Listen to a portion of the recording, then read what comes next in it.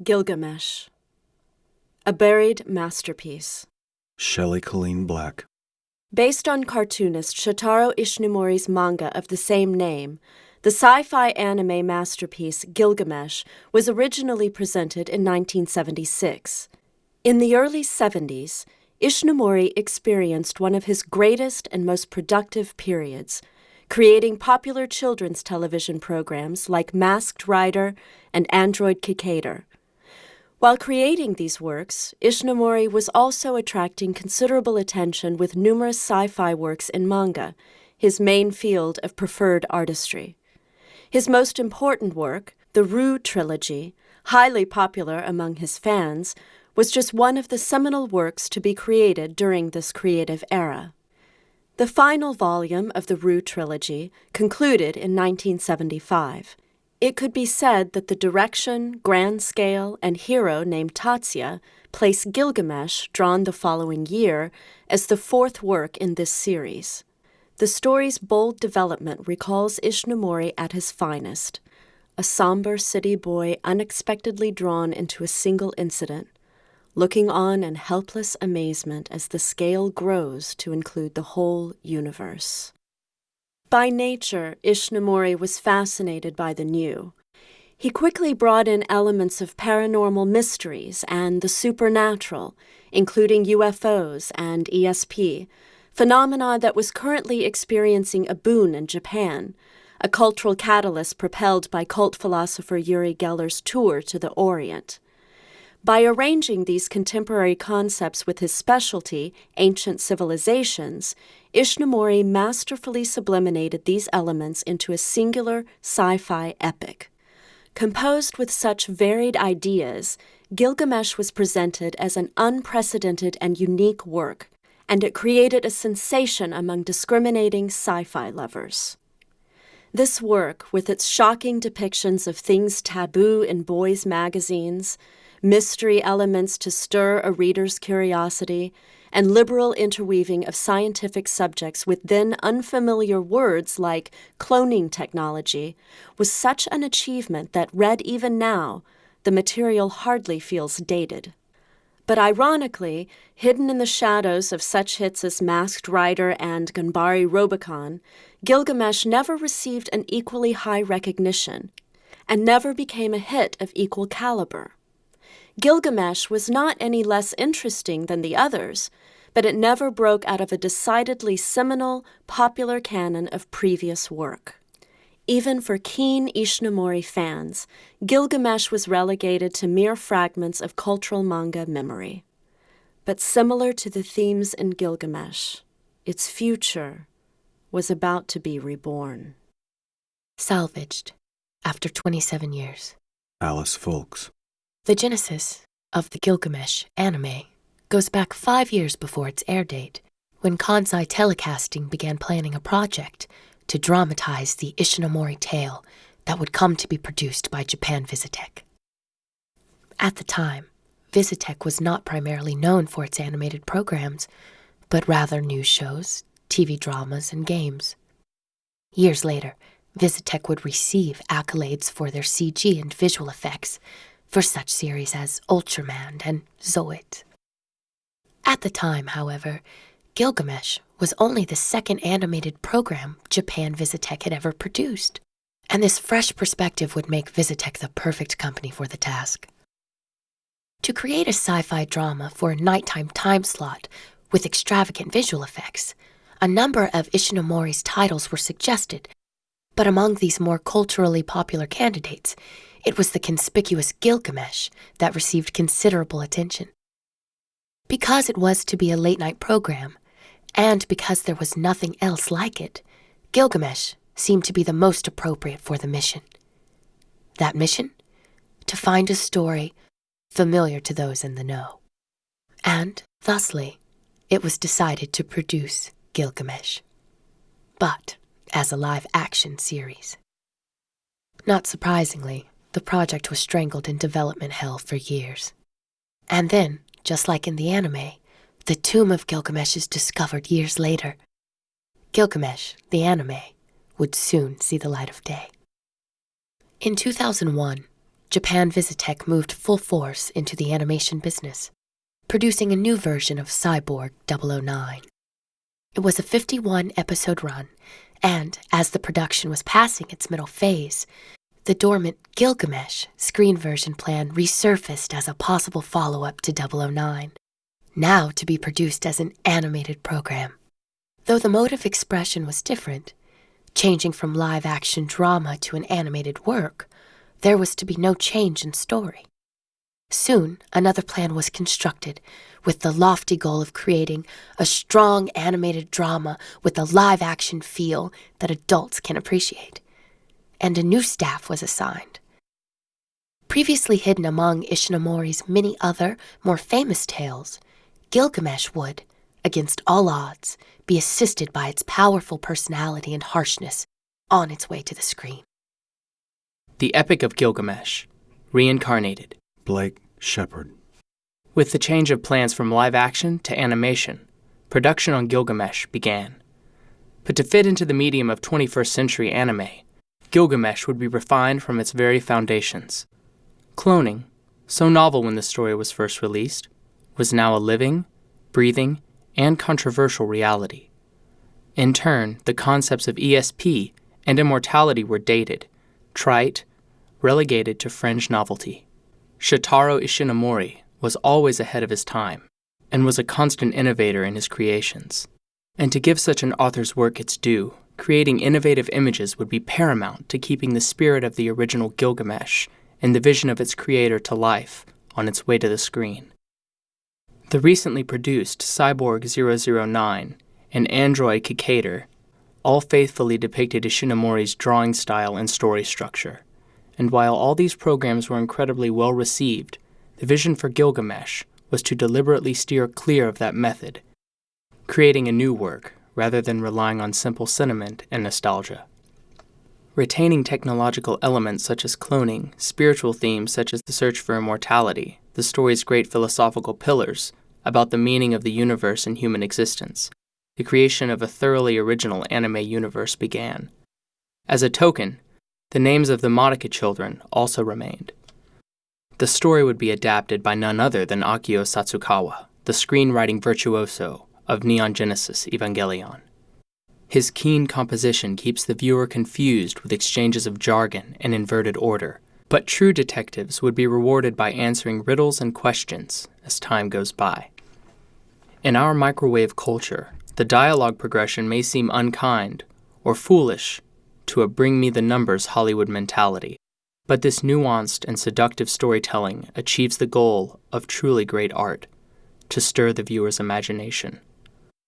With a bizarre, often obscene worldview where a sky is veiled in a reflective psychedelic mirror, and characters have killed off all unnecessary emotion, the story arc, while differing greatly from the manga version, does not stray from the theme of the original, further boiling down the dark flavor of Gilgamesh, concocting a world with dense layers, textures, and psychically aromatic surprises. Character design. Hilary Haig. Of course, adapting Gilgamesh into anime would not stop at just the storyline. To bring the dark world to new life as anime, manga artist Sake Akuse was appointed to create characters who would best match Satsukawa's script. One of a generation of artists who grew up immersed in Ishinomori's manga, and a self-pronounced fan himself, Akuse would nonetheless interpret the anime's dark outlook not from the original, but from the new character descriptions and the newly penned script. The anime versions of Tatsuya, Kyoko, and the others born from his hand show a novelty and stylishness that recall almost nothing of the original. Yet, they play key roles as showpieces in this new visioning of Gilgamesh. Creature design. Andrew Love. In the anime adaptation, Gilgamesh transformed into sinister creature forms reminiscent of the chimera of the original. The artist appointed to design these creatures was none other than the model creator Takayuki Takaya, whose unique outlook and impressive power of expression had tremendous support in the world of creature figures. Years before, in the Garage Kit days, Takaya crafted the statue models for the original Masked Rider and Henshin Ninja Arashi. His contribution to the production would be another wise and inspired addition to the creative team.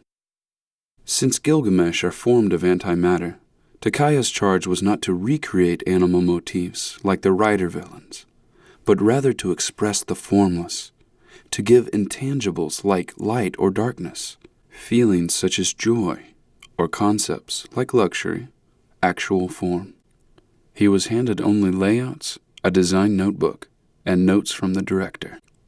In response to these seemingly impossible, improbable demands, to give form to the formless, what Takaya designed after weeks of work were sinister creatures incomparable to anything that had come before. And to ensure these complex shapes would be understood, Takaya himself crafted head models for the crew, the culmination of his god-beast designs, which stand strongly beside Akuse's distinctive characters. The director. Quentin Haig. Akio Satsukawa, Saki Okuze, Takayuki Takuya. 3 amazing visionaries, and 3 equally strong personalities, with decidedly little in common.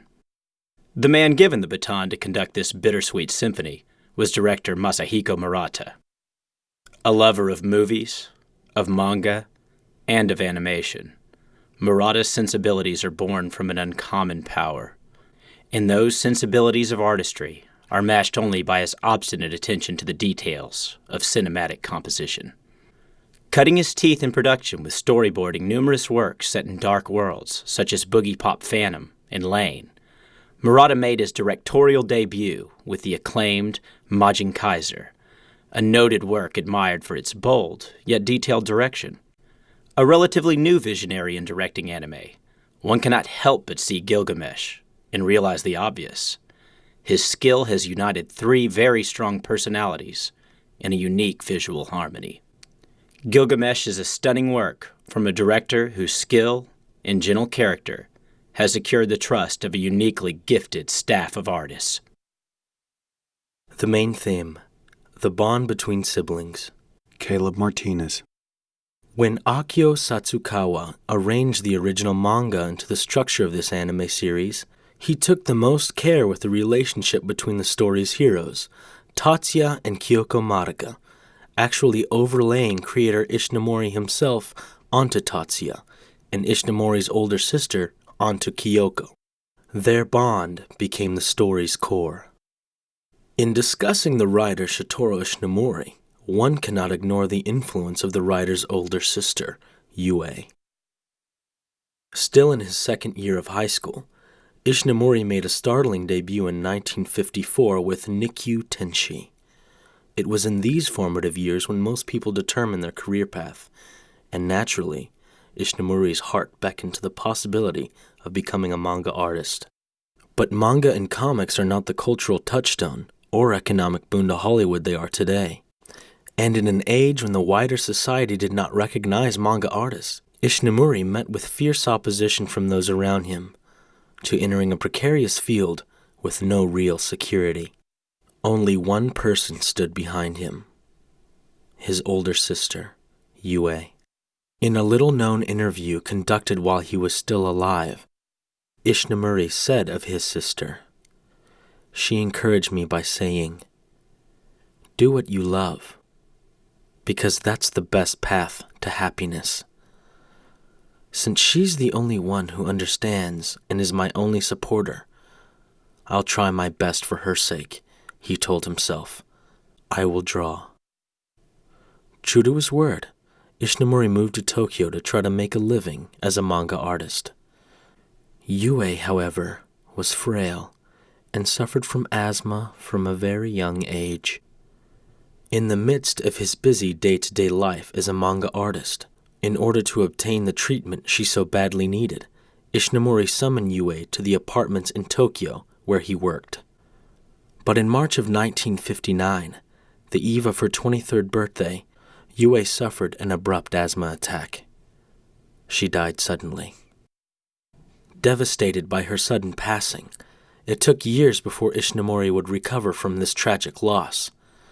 But perhaps motivated by the pain of losing the one who supported him and understood him the most, Ishinomori grew into a writer loved by so many. Fame and fortune would come to him quickly now, and his sister would remain deeply enshrined in his heart. One need only look at the tenderness, loyalty, passion, and fear of loss living in Gilgamesh, and realize that Yue's influence on Ishinomori's work is great and ultimately a touching tribute. Characters possess an air of hopeless despair, as if something in them is about to break. In their fallen world, Tatsuya and Kyoko fervently hope just to survive, to be happy. We see Kyoko, who loves and cares for her little brother more than anyone, and Tatsuya, who eventually fights and cultivates the paranormal power of Dynamis to protect his sister. Their ultimate goal is not world peace, only to seize happiness. The Onodera siblings, the Madoka siblings, one true tale and one manga fable, linked by a story of love. At a glance, they take different forms, but the unmistakable scent of Ishinomori's works in Gilgamesh comes simply from the large presence of the Onodera siblings' hidden story, a secret that informs a solid, mysterious foundation. Sophisticated themes, universal emotions, hope and heartache, love and loss. Perhaps it is these central elements that is core to the success of Gilgamesh, and one reason why critics and fans the world over have responded to its intimacy, its mystery, and its dark and haunting beauty. After the end of the world, a battle for a new world order. Leslie Tesh. The characters of a spectacular prologue. Tatsuya Madoka. Voice by Blake Shepard. The 14-year-old hero of the story and forgotten memento of worldwide terrorist Enkidu, previously known as Dr. Teramichi Madoka. Together with his older sister, Tatsuya's was a life of running from the cold eyes of the world and from a crushing inherited financial debt. But an encounter with the Countess of Weddenberg and the young members of Orga changes his world. His contact with these kindred spirits awakens Tatsuya to a great power within, a force they call Dynamis, which convinces him to join those who possess a similar power, joining them in their fight against Gilgamesh. Kyoko Madoka. Voice by Shelley Colleen Black. Paul Odo. 17 years of age, Tatsuya's older sister has staggered through life, saddled with her brother since a very young age. She prides herself on understanding Tatsuya completely. She bears an instant aversion to the Countess and does not believe in Dynamis, and perhaps struggles for a way to be free of her brother and find her own path. Teramichi Madoka. Voice by Blake Shepard. Adam Conlon. His contact with Tyr at Delphis sets 2NX in motion, and taking the name Enkidu, he begins to act, using Gilgamesh to restore the cosmic order. Father to the Madoka children, after becoming Enkidu, he goes into hiding. Fictional nobility. The heirs called Orga. The Countess of Weddenberg. Voice by Alice Folks. Taking in 3 gifted young psychics, the Countess formed Orga, with apparently little thought to the deadly consequences of fighting Enkidu and his shape-shifting assassins called Gilgamesh. Formerly a scientist at Heaven's Gate, the former Hiroko Kageyama later married the wealthy Count of Weddenberg, inheriting a vast fortune after his death. The Countess made the Hotel Providence her base, and later, after locating the children of former co-worker and would-be lover, she pays their inherited debt to the murderous Yakuza, purchasing them for her own mysterious purposes. The Children of Hidden Potential. Dynamis. Isamu Fujisaki. Voice by Andrew Love. Isamu takes the leadership role in Orga, the group of young Dynamis users organized by the Countess. Clear-headed, cool, and self-possessed, his judgment is precise, and he is the Countess's right-hand man. His use of dynamis is the most powerful of all the members of Orga. Fuko Amuro, voiced by Brittany Karbowski. While possessing an air of sexual frivolity, Fuko attempts to subvert a very grim past. Possessing enough powerful dynamis to rival the Samu, Fuko is aggressive in her battles against Gilgamesh. Socially, she is charming and sensitive. Toru Tsukioka. Voice by Quentin Haig. Also gifted with the power of dynamis, Toru is the de facto younger brother to Isamu and Fuko. He is bright, cheerful, and gentle, and while he can be a violent fighter, his true gift is sensing the presence of Gilgamesh. He has a protective, loyal, and somewhat dubious attraction to the Countess. Power, mystery, Future, history, truth, lies. redemption, deception. Choose your side. Make your stand. Gilgamesh. Whose side are you on?